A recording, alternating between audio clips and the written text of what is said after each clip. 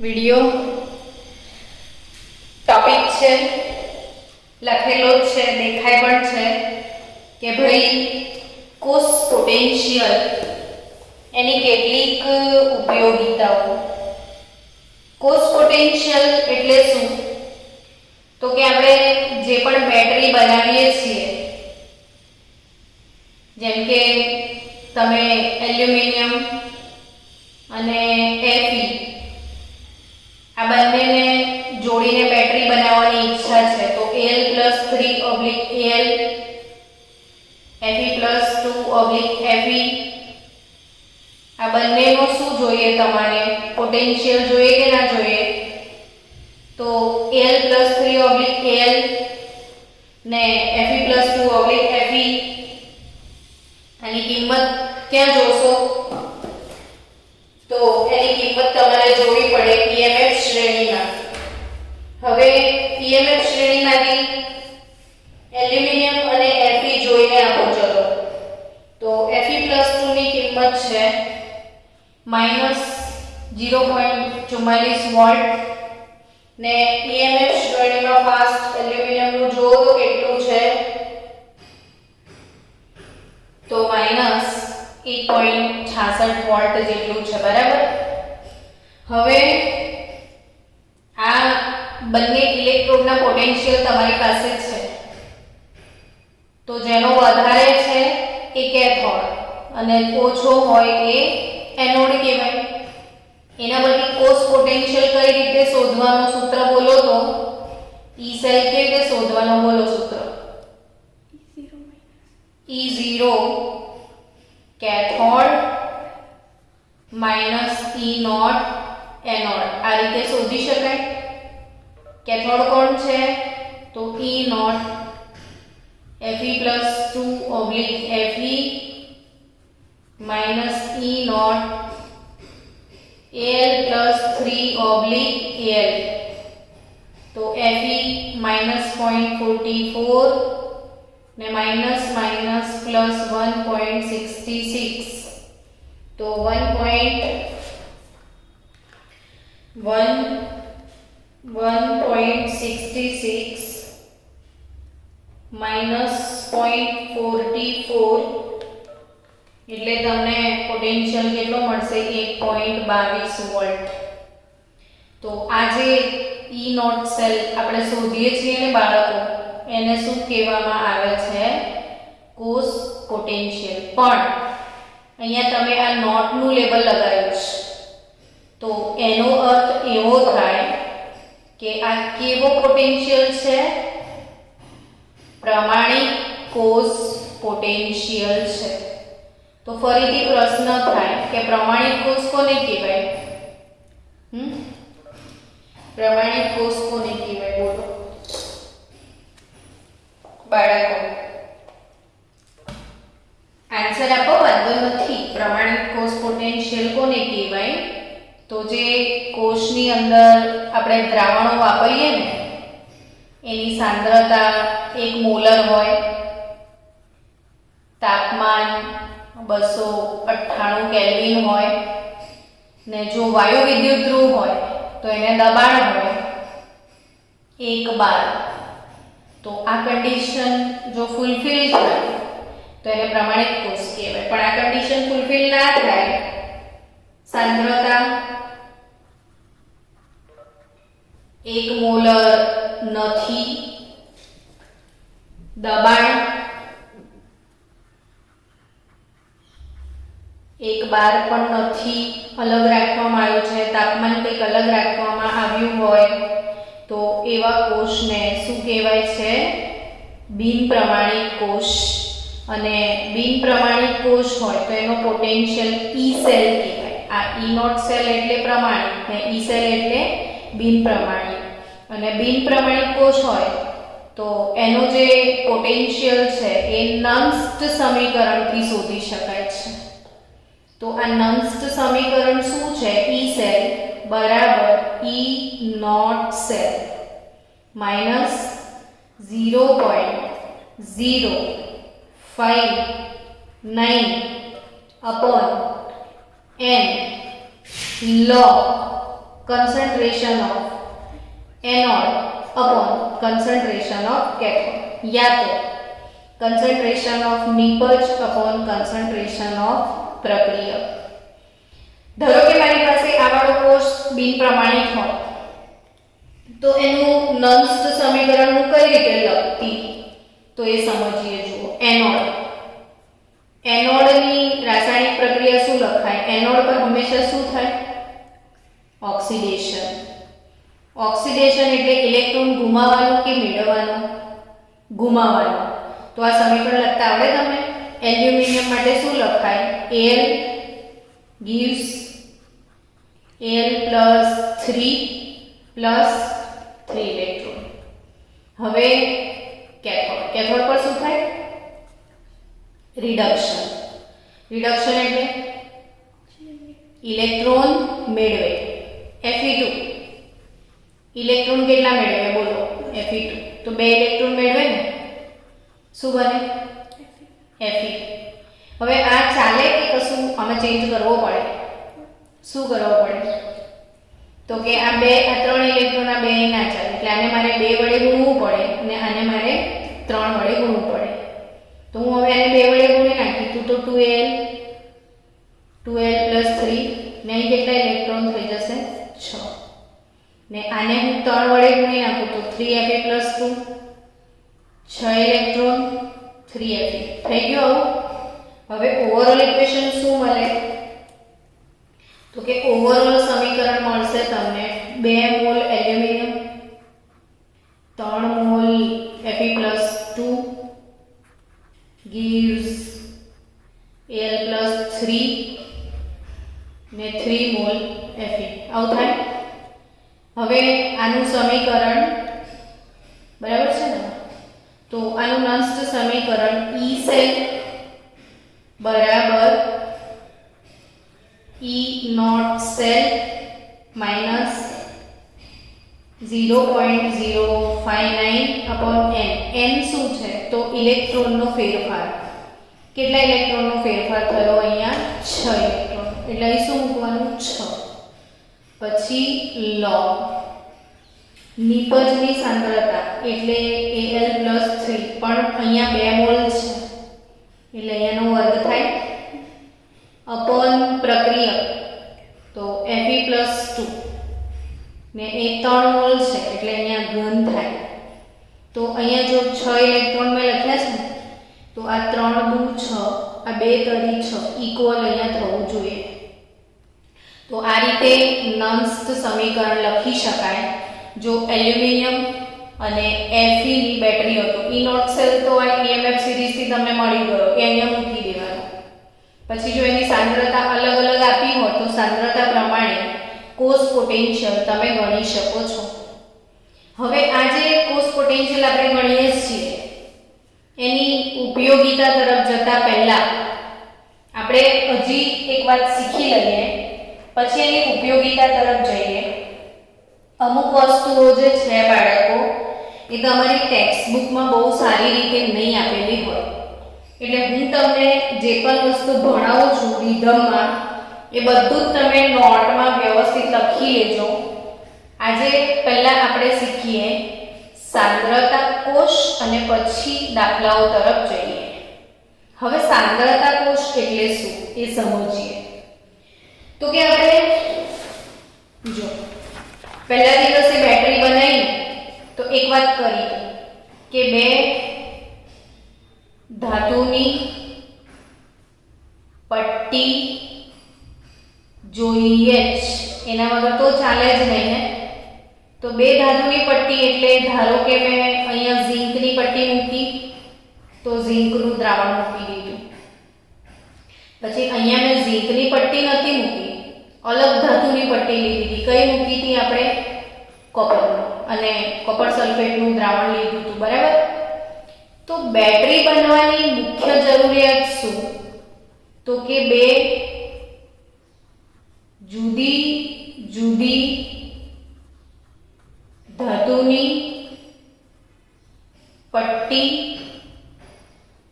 હોવી જોઈએ. એટલે પાછો પ્રશ્ન થાય કેમ? એક સરખી લઉં તો તમારે પપ્પાનું શું જાય છે મેડમ, થાય ને આવું તમને તો રોજે. તો એકચ્યુઅલી બચ્ચાઓ જો હું સમાન લઉં તો વિચારો કે કેમ અલગ અલગ લીધી. તો તમને ખબર છે કે સક્રિયતા શ્રેણી પ્રમાણે કોણ વધારે સક્રિય છે? ઝિંક વધારે સક્રિય છે. જે વધારે સક્રિય છે એ શું બની જાય? એનોડ. ને જે ઓછી સક્રિય છે શું બની જાય? કેથોડ. એટલે જે વધારે સક્રિય છે શું ગુમાવવા માટે? ઇલેક્ટ્રોન. તો જે ઓછી સક્રિય છે શું કરે? ઇલેક્ટ્રોન મેળવવા માટે. હવે વિચારો કે તો જ ને તો જ આ તફાવત સર્જાય ને બેટરી ચાલુ થાય, બાકી ચાલુ થાય નહીં. એટલે કમ્પલસરી બંને ધાતુની પટ્ટી અલગ અલગ હોવી જોઈએ. બંને બાજુ ઇલેક્ટ્રોન મેળવવાની વૃત્તિની તીવ્રતાનો તફાવત હોવો જોઈએ. પણ મને એવો ચસ્કો ઉપડે કે હું અહીં બી ઝિંક જ લઉં અને બેટરી ના તો કેમ બને? આવા મારા સપના હોય કે બે બાજુ સરખું લઉં તો કંઈ બી મેળ પડે. આને બી ગુમાવવાનું છે, આને બી ગુમાવવાનું છે. તો તમારા મનમાં એમ થશે ના મેડમ ના ચાલે, બનાવો એટલે બનાવો જ. તમે એવી બેટરી બી બનાવો કે જેમાં બંને ધાતુની પટ્ટી સરખી છે. તો હવે જો બંને ધાતુની પટ્ટી સરખી છે અને બેટરી બનાવવી હોય તો પછી કંઈક જુદું કરવું પડે. અને કશુંક જુદું તો જોઈએ એટલે જોઈએ. બધું સરખું હોય તો ના થાય. તો પછી જુદું શું કરી શકાય? તો કે બંને બાજુ જે દ્રાવણો છે ને એની સાંદ્રતા જો તમે બદલી નાખો. શું બદલી નાખો? દ્રાવણોની સાંદ્રતા. તો મેળ પડી જશે. તો આવા કોષને સાંદ્રતા કોષ કહેવાય. અર્થાત કે વિદ્યુત કોષના, તમે લખતા રહેજો, વિદ્યુત કોષના બંને ધ્રુવો એક સરખા હોય. વિદ્યુત કોષના બંને ધ્રુવો એક સરખા હોય, પરંતુ વિદ્યુત વિભાજ્ય ના દ્રાવણની સાંદ્રતા જુદી જુદી હોય તો તેવા કોષને કેવો કોષ કહેવાય? સાંદ્રતા કોષ કહેવાય. ફરીથી સમજો અને લખો વ્યાખ્યાને. શું વ્યાખ્યા છે? કે જો વિદ્યુત કોષના બંને ધ્રુવો એક સરખા હોય પરંતુ વિદ્યુત વિભાજ્યના દ્રાવણની સાંદ્રતા જુદી જુદી હોય. અર્થાત આપણે સાંકેતિક નિરૂપણ લખીએ તો Cu solid oblique Cu+2 aqueous, અહીંયા સાંદ્રતા C1, ક્ષારશીલ Cu+2 સાંદ્રતા NeC2 ઓબ્લિક Cu, આ એનોડ અને આ કેથોડ. શું કર્યું મેં? તો તમે જીત કરતા હતા ને કે બંને પટ્ટી એક સરખી રાખો અને બેટરી બનાવો તો જ ખરા. તો આપણે બનાવી દીધી. બંને બાજુ સેમ ધાતુ, બટ કંઈક તો ચેન્જ કરવો પડે. એ શેમાં ચેન્જ કર્યો? આ સાંદ્રતામાં. હવે આ સાંદ્રતામાં યાદ રાખજો હો પાછા કે ઊંચી સાંદ્રતા કઈ રાખીશું? તો કે યાદ રાખજો C2 always greater than C1. એટલે એવું કહેવાય કે જે બાજુ સાંદ્રતા વધુ હોય એને શું કહેવાય? કેથોડ. ને જે બાજુ સાંદ્રતા ઓછી હોય એને શું કહેશો? એનોડ. જે બાજુ સાંદ્રતા વધારે હોય એને શું કહેવાનું? કેથોડ. ને સાંદ્રતા ઓછી હોય એને શું કહેવાનું? એનોડ. હવે આ જે સાંદ્રતા કોષ, ચલો બીજું એક ઉદાહરણ લઈએ. આપણે ધારો કે ઝીંકનો સાંદ્રતા કોષ બનાવીએ તો ઝીંક ઓબ્લિક Zn+2 સાંદ્રતા 0.1 મોલર, ક્ષાર સેતુ Zn+2 સાંદ્રતા 0.2 મોલર ઓબ્લિક Zn. આ કેથોડ, આ એનોડ. બની ગયો સાંદ્રતા કોષ. હવે તમારી બુદ્ધિ વાપરજો કે અહીંયા 0.2 મોલર છે ને અહીંયા 0.1 મોલર છે, તો આ કેથોડ અને આ એનોડ. એટલે આવા કોષને શું કહેવાય? સાંદ્રતા કોષ. કોને કહેવાય? ફરીથી વ્યાખ્યા વાંચો તો કે વિદ્યુત કોષના બંને ધ્રુવો, જો બંને ધ્રુવો, આમાં પણ બંને ધ્રુવો કેવા છે? સમાન ને? પરંતુ વિદ્યુત વિભાજ્યના દ્રાવણની શું જુદી જુદી હોય? સાંદ્રતા. એને આપણે શું કહીએ? સાંદ્રતા કોષ. તો આજે ઇમ્પોર્ટન્ટ વાત તમે યાદ રાખી કે ઊંચી સાંદ્રતા વાળો કેથોડ તરીકે વર્તે ને નીચી સાંદ્રતા વાળો એનોડ તરીકે. એટલે એવું કહી શકાય કે જેમાં સાંદ્રતા વધુ હોય ને એમાં રિડક્શન થાય ને જેમાં સાંદ્રતા ઓછી હોય ને એમાં શું થાય? ઓક્સિડેશન થાય. હવે કોમન લોજિક કે તમે અહીંયા દ્રાવણ ભર્યું છે, બરાબર? અહીંયા તમે કોપર મૂક્યો છે તો એનોડ પર કઈ પ્રક્રિયા થશે એવું કહો? ચલો મને. ઓક્સિડેશન. કોનું? સળિયાનું કે દ્રાવણનું? સળિયાનું. તો કોપરના સળિયાનું શું થશે? ઓક્સિડેશન. એટલે કોપર +2 શું બનશે? તો આ કોપર +2 ક્યાં પડશે? દ્રાવણમાં પડશે. તો ધીરે ધીરે દ્રાવણની સાંદ્રતા શું થશે? વધશે. સમજી રહ્યા છો ને બાળકો તમે કે નહીં સમજી રહ્યા? ના, શું સમજણ પડે? ઘરે આવીને માર પડશે જો નહીં સમજ્યા તો. હવે આ શું છે? કેથોડ. કેથોડ પર કોની પટ્ટી? Cu. અહીં બી દ્રાવણ કોનું? Cu નું જ. બંને બાજુ અહીં CuSO4 હોય તો અહીં બી શું હશે? CuSO4 જ હશે. હવે કેથોડ પર શું થવાનું છે એમ કહો મને? રિડક્શન. તે પટ્ટીનું થાય કે દ્રાવણનું થાય? અહીંયા દ્રાવણનું થાય. સમજો કે દ્રાવણમાં જે Cu+2 છે, Cu+2 દ્રાવણમાં છે. પટ્ટી તો Cu ની છે. કોમન લોજિક સમજો. પટ્ટી શેની છે? અહીંયા પટ્ટી શેની? Cu. Cu નું શું થાય છે? Cu+2.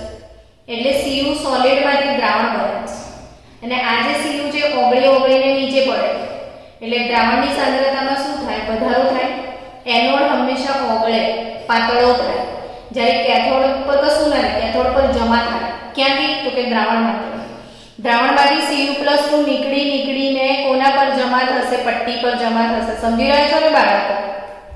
તો દ્રાવણમાંથી એટલું કોપર +2 ઓછું થઈ જશે ને તો દ્રાવણની સાંદ્રતામાં શું થશે? ઘટાડો થશે. એટલે કહેવાનો મતલબ કે સાંદ્રતા કોષમાં જ્યારે કોષ ચાલુ થાય છે ને ત્યારે એનોડ પર સાંદ્રતા ઓછી છે અને કેથોડ પર વધારે છે. એટલે જે ઓછી હોય ધીરે ધીરે વધશે ને વધારે હોય ધીરે ધીરે ઘટશે. ને જ્યારે બંને બાજુ સાંદ્રતા સમાન થઈ જશે ત્યારે કોષ બંધ થઈ જશે. સમજી ગયા? હવે ત્રીજી અગત્યની વાત, આમાં ઘણી બધી યાદ રાખવાની જે વાતો છે MCQ એ હું તમને જણાવી દઉં. ખાસ કરીને આના આધારિત પ્રશ્નો બી પૂછાય છે કે સાંદ્ર દ્રાવણના આયનો મંદ દ્રાવણ તરફ જતા હોવાથી આ પ્રકરણને એટલે આમાં કેવો પ્રશ્ન પૂછે છે કે આ સમજાવે છે કેવું કે સાંદ્ર દ્રાવણ છે ને આ મંદ દ્રાવણ છે. એટલે સાંદ્ર દ્રાવણમાંથી આયનો કઈ તરફ જાય? મંદ દ્રાવણ તરફ. પણ એવું ખરેખર ના થાય. એવું પ્રત્યક્ષ રીતે ના થાય. આ અભિસરણ નથી. આપણે અભિસરણમાં એવું ભણ્યા હતા જો કે વચ્ચે તમે અર્ધપારગમ્ય પડદો નાખી દો છો. એક બાજુ સાંદ્રતા ઓછી છે ને એક બાજુ સાંદ્રતા વધારે છે તો ઓછી સાંદ્રતાથી વધુ સાંદ્રતા તરફ દ્રાવકનો સ્વયંભૂ પ્રવાહ શરૂ થાય. અહીંયા એવું નથી.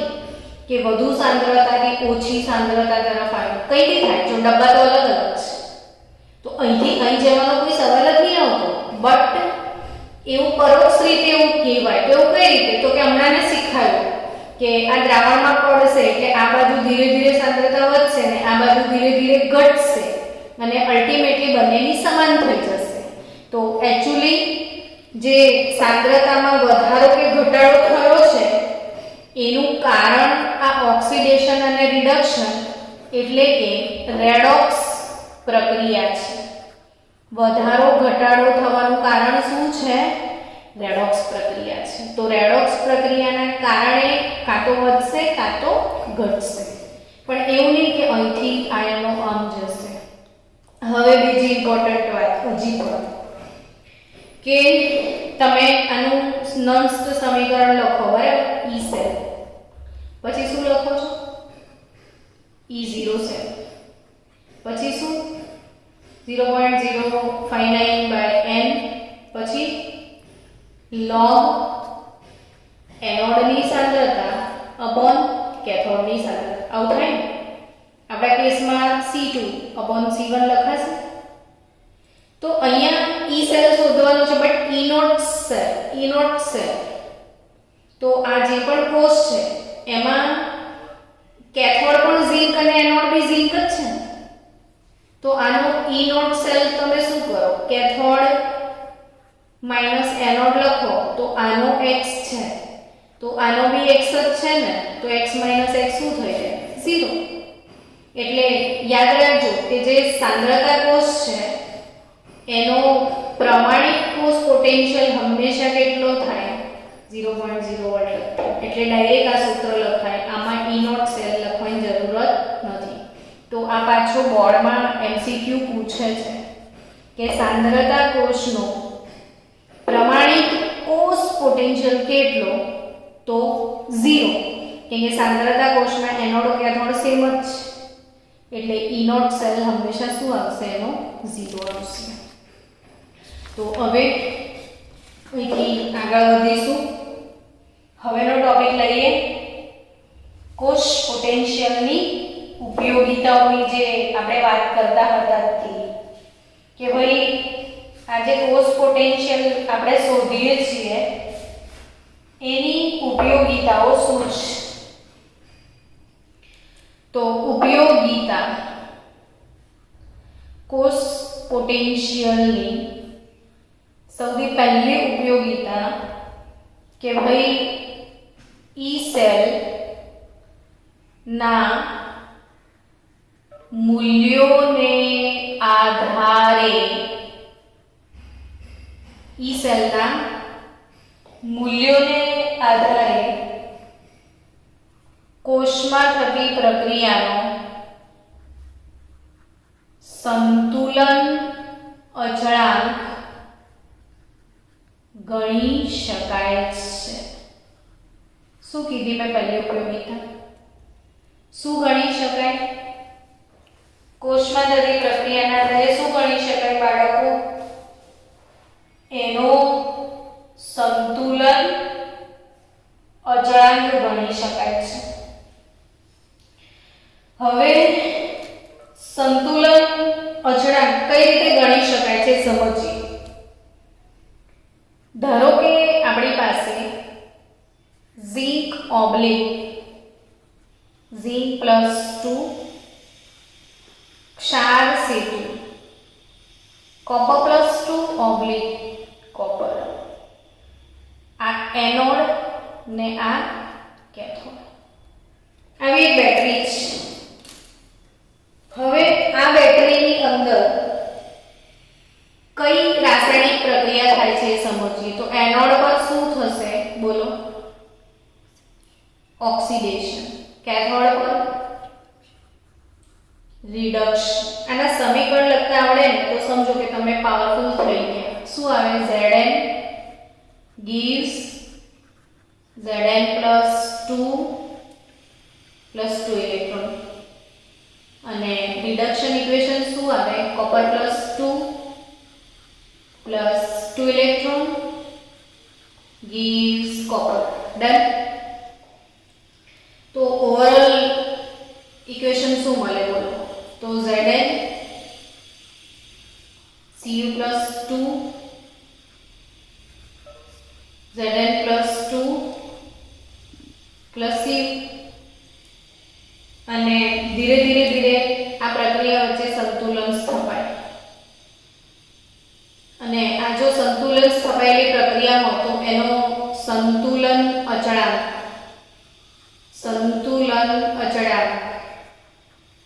જેને આપણે Kp અથવા શું કહી શકીએ Kc. તો Kp અથવા Kc ની વાત કરું તો સંતુલન અચળાંક શું લખાય? તો કે નિપજોની સાંદ્રતા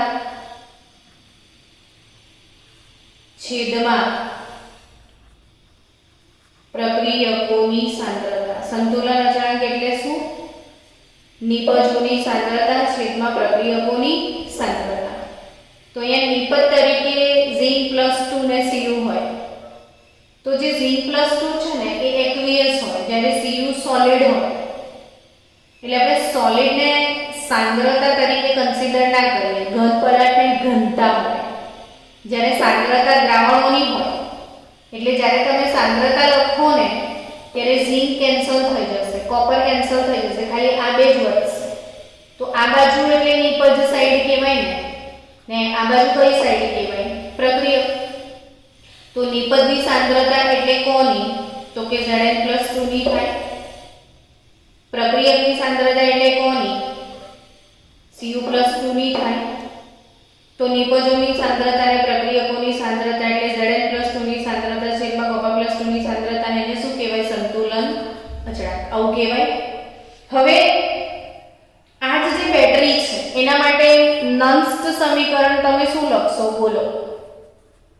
તો કે નન્સ્ટ સમીકરણ તમે એવું લખશો કે E સેલ બરાબર E naught cell minus 0.059/n.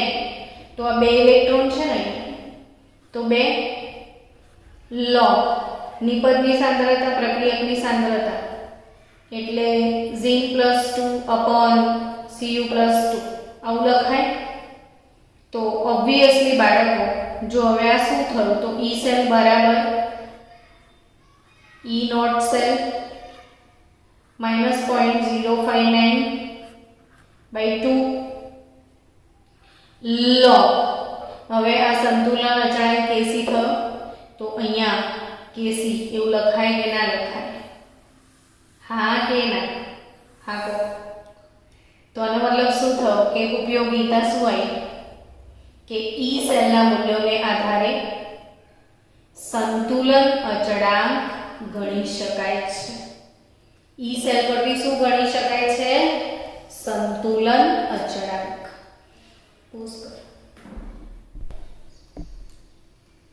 હવે સંતુલન અચળાંકનો એક દાખલો ગણીએ કે નીચેની પ્રક્રિયાના સંતુલન અચળાંક ની ગણતરી કરો. નીચેની પ્રક્રિયા માટે સંતુલન અચળાંકની ગણતરી કરો. સેલ આપ્યો છે Cu solid +2 Ag aqueous gives Cu+2 aqueous +2Ag. આ પ્રક્રિયાનો E નોટ સેલ તમને આપી દીધો છે 0.46 વોલ્ટ. હવે આ પ્રક્રિયા પછી આપણે શું શોધવાનું છે? સંતુલન અચળાંક. તો આ પ્રક્રિયામાં નક્કી કરો કે એનોડ કોણ છે કેથોડ કોણ છે. તો કે જો Cu માંથી Cu+2 કઈ પ્રક્રિયા કહેવાય બોલો? ઓક્સિડેશન કહેવાય. Cu થી Cu+2 એટલે કોપર તમારો એનોડ થયો ને Ag+ માંથી Ag એટલે રિડક્શન થયું કહેવાય. એટલે સિલ્વર એ તમારો શું બને છે? કેથોડ. એટલે આ એનોડ અને આ કેથોડ. તો હવે આપણે આનું નંસ્ટ સમીકરણ લખી દઈએ કે ભાઈ E સેલ બરાબર E naught cell minus 0.059 upon n log Kc. આવું ઇક્વેશન છે ને આપણી જોડે. તો આ ઇક્વેશન પ્રમાણે જ્યારે પણ કોઈ રાસાયણિક પ્રક્રિયામાં સંતુલન સ્થપાય, જ્યારે કોઈ રાસાયણિક પ્રક્રિયા જે છે એમાં શું સ્થપાય? સંતુલન. એટલે બંને બાજુ સાંદ્રતા સમાન થઈ જાય તો કોષ કામ કરતો બંધ થઈ જાય. એટલે એવી પ્રક્રિયાનું E સેલ હંમેશા શું થાય? 0 થઈ જાય. રાસાયણિક પ્રક્રિયામાં શું સ્થપાય બાળકો? સંતુલન. સંતુલન સ્થપાય ને ત્યારે કોષ કામ કરતો બંધ થાય એટલે E સેલ 0 થાય. એટલે તમે અહીંયા E સેલ 0 મૂકી દો તો 0 બરાબર E naught cell minus 0.059 by n log Kc આવું થાય. એટલે અલ્ટિમેટલી સૂત્ર શું મળે? E નોટ સેલ બરાબર 0.059 અપોન, હવે આમાં +2 છે એટલે 2 ઇલેક્ટ્રોનનો ફેરફાર છે, log Kc તમારે શોધવાનો છે. મેં આવો દાખલો તમને શરૂઆતમાં 3 દાખલા ગણાયા હતા, પણ ફરી પ્રેક્ટિસ કરો. E નોટ સેલ આપેલો છે 0.46 બરાબર 0.059 by 2 log Kc આવું થશે. હવે આ બેને અહીંયા ગુણી નાખવાનું એટલે 0.46 into 2 થાય, અપોન આને ભાગી નાખવાનું તો 0.059 થાય, બરાબર શું વધશે? log Kc વધશે. તો ગુણાકાર કરી દઈએ ચલો આપણે કેલ્ક્યુલેટર. હવે આપણે શું કરીશું કે 0.46 ગુણ્યા 2 બરાબર 0.92 ભાગ્યા 0.059 બરાબર કિંમત શું આવી? 15 પોઈન્ટ. log Kc બરાબર 15.5932 15.59322 એવું સમથિંગ છે. હવે જો તમને શું શોધવાનું છે? અહીંયા Kc લાવવાનું છે. તો Kc બરાબર શું કરીશું? તો કે એન્ટીલોગ કાઢીશું. એન્ટીલોગ 15.5932. હવે મોસ્ટ ટાઈમ પીવાય એન્ટીલોગ હંમેશા પોઈન્ટ પછીની ફિગરનો જોવાનો. પોઈન્ટ પછીની ફિગર. હવે પોઈન્ટ પહેલા કેટલા છે? 15 છે ને, તો પોઈન્ટ પહેલા જે 15 છે એને 10 ની ઘાતમાં ચડાવી દો ગુણ્યા પોઈન્ટ પહેલા જે 15 છે 10 ની ઘાત 15 લખી દીધી. હવે તમારે વધ્યું શું? તો કે 0.5932. આનો શું કાઢવાનો? એન્ટીલોગ કાઢવાનો. તો બે રસ્તા છે, હું તમને ટેક્સ્ટબુક વાળો બી બતાવું છું ને કેલ્ક્યુલેટર વાળો બી બતાવું છું. તો 0.5932 છાપ્યું. તમને મેં log જોવાની પ્રોસેસ શું શીખવાડી હતી કે તમારે x નો log જોવો છે તો x છાપવાનું, 13 ટાઈમ રૂટ પ્રેસ કરવાનું. 13 ટાઈમ રૂટ પ્રેસ કરો પછી -1 ઇન્ટુ 3558 પછી ઇઝ ઇક્વલ ટુ એટલે log મળી જશે. હવે આપણે ઊંધી પ્રોસેસ. અહીંયા શું છે? 13 ટાઈમ રૂટ પ્રેસ કરો -1 ઇન્ટુ 355. હવે મેં 0.5932 લખ્યું છે તો આ ગુણ્યા છે એની જગ્યાએ ભાગ્યા કરી દેવાના. એટલે પહેલું પાછળથી જાઓ એટલે ભાગ્યા 355 5 5 8 બરાબર. પછી -1 ની જગ્યા પર +1 થયું. પછી શું કરવાનું તો કે ઇન્ટુ ઇક્વલ ટુ, આ વર્ગમૂળ કાઢ્યું હતું 13 વાર, હવે વર્ગ કરવાનો. તો શું કરવાનું ઇન્ટુ પછી ઇક્વલ ટુ વાળું બટન કેટલી વાર પ્રેસ કરવાનું 13 વાર. એટલે હવે ઇન્ટુ ઇક્વલ ટુ 1 2 3 4 5 6 7 8 9 10 11 12 ને 13. એટલે તમારો આન્સર આવે છે 3.91. શું જવાબ આવે છે 3.91. ને હા, એની પાછળ 8 છે એટલે 8 ને તમે રાઉન્ડિંગ ઓફ કરો તો 3.92 × 10⁻15. હવે જો તમારે આ કેલ્ક્યુલેટર વાળો નથી કરવું તો ટેક્સ્ટબુકની પાછળ આઈ થિંક એન્ટી લોગનું ટેબલ આપેલું છે. હવે આપણે કોનો જોવાનું છે 0.5932. તો એન્ટી લોગના ટેબલમાં તમારે એન્ટી લોગ અહીંયા લખ્યું છે, જો એન્ટી લોગ, તો એન્ટી લોગના ટેબલમાં 0.59 કયું આપણી શું ફિગર હતી 0.5932 હતી બરાબર. અને તમને આ દેખાતું હશે કે અહીંયા તમે જુઓ 0.59 આવેલું, એમાં તમે અહીંયા 3 સુધી આવો 3.59 આવેલું, પછી આ 3, તો 3 ની લાઈનમાં જુઓ તો કેટલા છે 0.3917 છે. પછી 2 એટલે સીધું હજી આવવાનું આ મેઇન ડિફરન્સ બાજુ, એટલે 2 માં દેખો તો બીજા 2 છે, તો 0.3917 + 2 એટલે 0.3919. એટલે શું જવાબ આવ્યો 0.3919.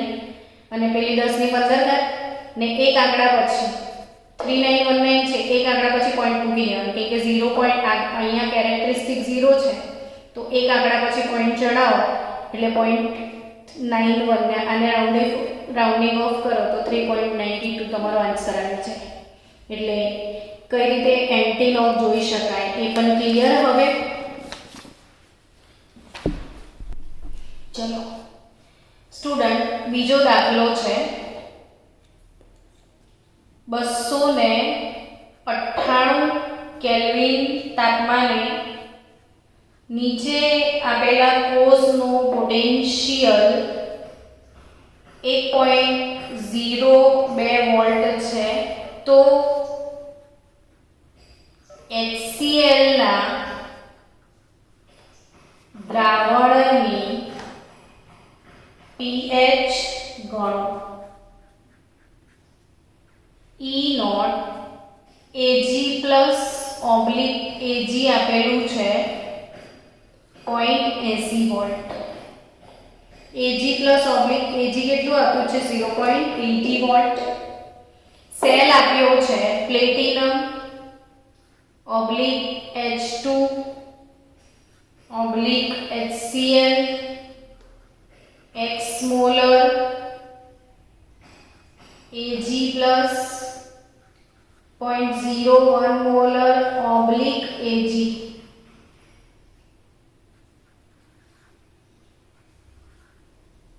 હવે આ ટાઈપનો દાખલો તમારે એનસીઈઆરટી ટેક્સ્ટબુકમાં નથી, પણ તમારા નીટમાં આવે એટલે નીટના બાળકોએ કમ્પલસરી આ ટાઈપનો દાખલો ગણવો બહુ જરૂરી છે. pH શોધવાની છે.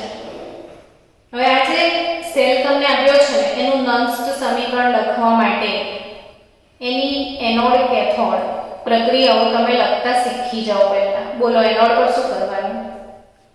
ઓક્સિડેશન ચાલુ કર્યું. હા, એનોડ પર ઓક્સિડેશન. હવે હાઇડ્રોજનનો ઓક્સિડેશન ઇક્વેશન લખતા આવડી જાય તો કોઈ જ સવાલ જ નથી. જો ઓક્સિડેશન એટલે ઇલેક્ટ્રોન ગુમાવશે. હાફ મોલ H2 ગેસ એક ઇલેક્ટ્રોન શું કરે છે? ગુમાવે છે. શું બનાવે છે? H+ aqueous 1 molar. અરે એ તો સાંદ્રતા તો અહીંયા આપેલી જ નથી, અનનોન છે એટલે x મોલર છે.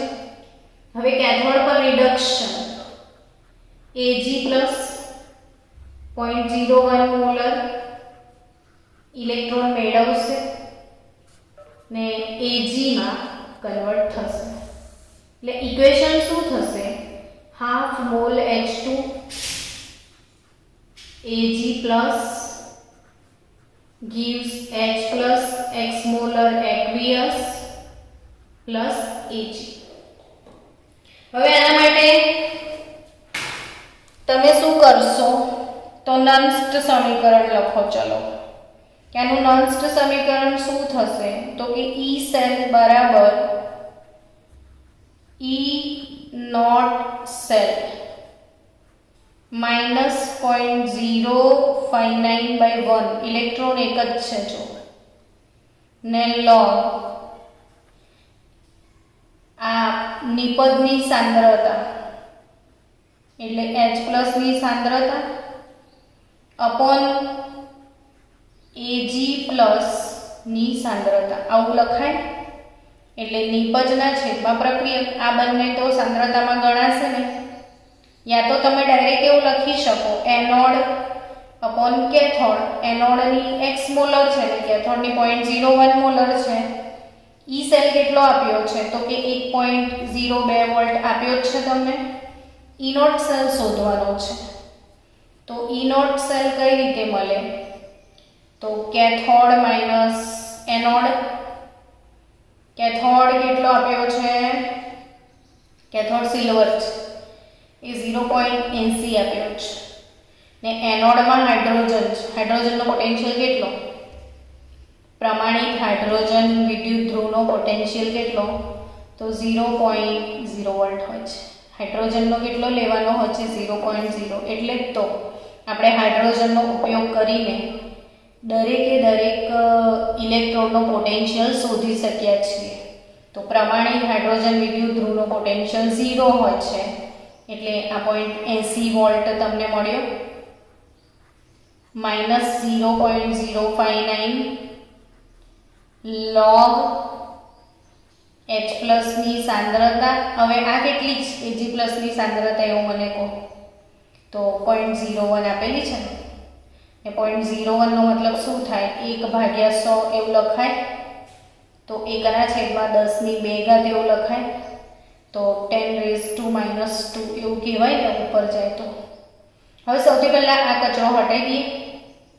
તો 1.02 ઓછા 0.80 કરી દઈએ.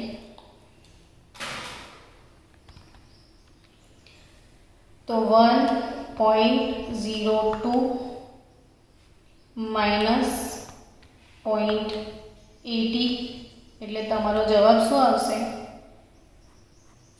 0.22.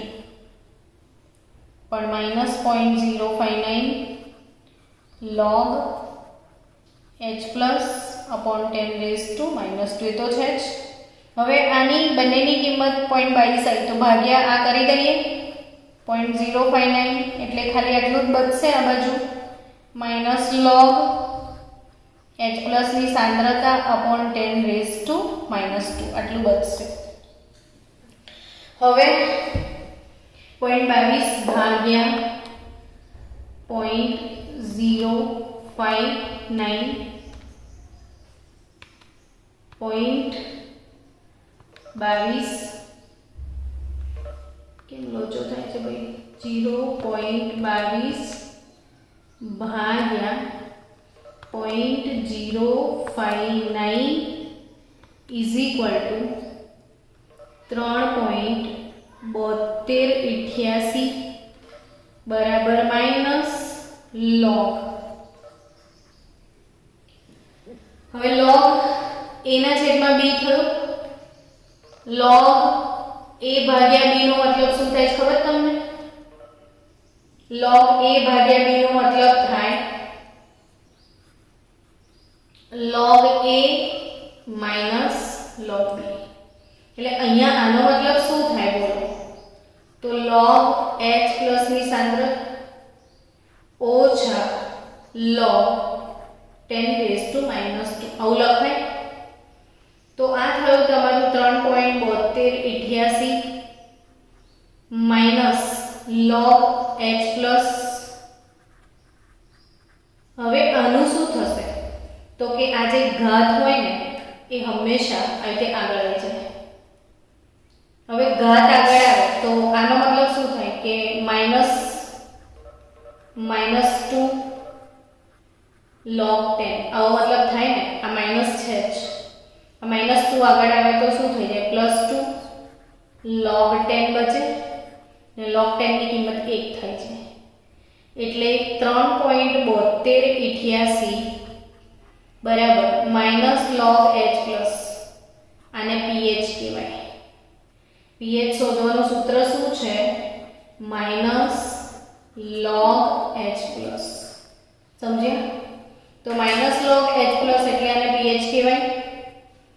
pH plus. હવે આ ઓવરઓલ આખો ચિહ્ન બાર છે માઈનસ, તો આ કૌંસ છોડી દો તો -log H પ્લસ pH ને -2 2 તે પેલી બાજુ જતું રહે તો 5.7288 એ આનો શું આવશે pH. સ્ટુડન્ટ આપણે આવતીકાલે થોડાક હજી વધારે દાખલાની પ્રેક્ટિસ જ કરીશું અને હજી પણ pH ના દાખલા અને KW ના દાખલા ને કેથોડ એનોડની સાંદ્રતા શોધવાના દાખલા કાલે ગણીશું સ્વાધ્યાયમાંથી. તો મળીએ આપણે કાલે નેક્સ્ટ લેક્ચરમાં.